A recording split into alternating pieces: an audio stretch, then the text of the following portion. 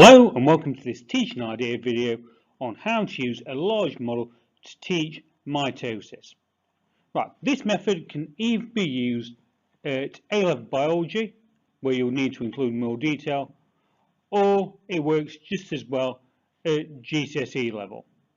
Right, some key things to remember before running this activity. Remember to make the cells, make them nice and colourful. Make sure that you are clearly making the chromosomes colourful so it's easy for the students to go and pick out what's happening to them.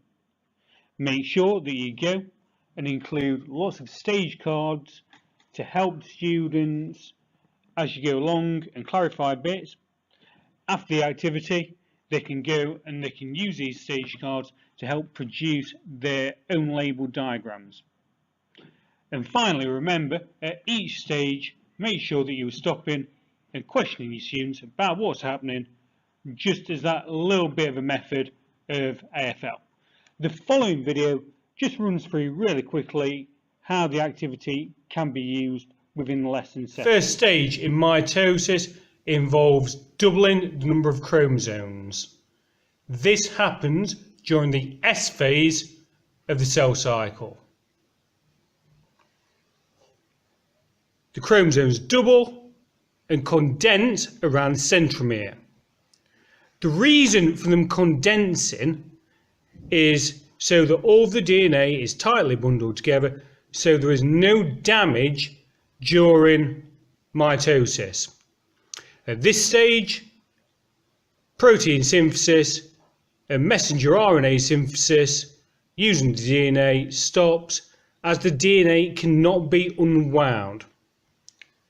Prophase is the phase where the spindle fibers attach themselves to the chromosomes. It can be split up into 5 distinct stages. The first stage, as previously stated, involves the chromatin condensing around the centromeres. The second stage involves microtubules, which are the spindle fibers, spreading out from the centrioles. After the spindle fibers begin spreading out from the centrioles move to opposite ends of the cell.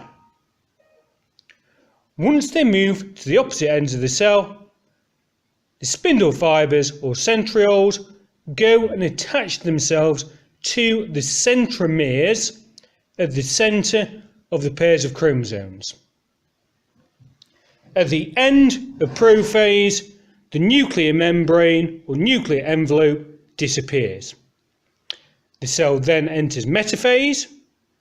In metaphase, the pairs of chromosomes are aligned along a mitotic plate or metaphase plate and held in position at the centre of the cell. The cell then moves into anaphase.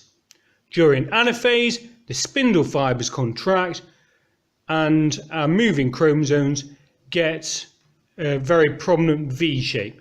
They gain this V shape because they're being pulled backwards through the systole.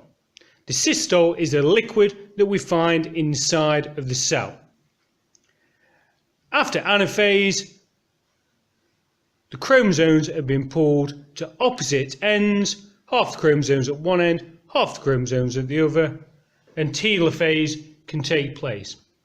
During telophase, the cells begin to divide and a new nucleus is generated around the chromosomes before cytokinesis can happen. Hopefully this video has given you some ideas how to teach this particular concept.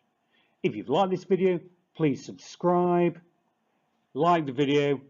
There's links below to follow me on Facebook, Twitter, and there's a link below to my shop on test where you can go and get a full copy of this lesson.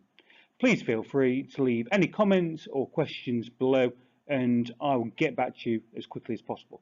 Thanks for watching and happy teaching.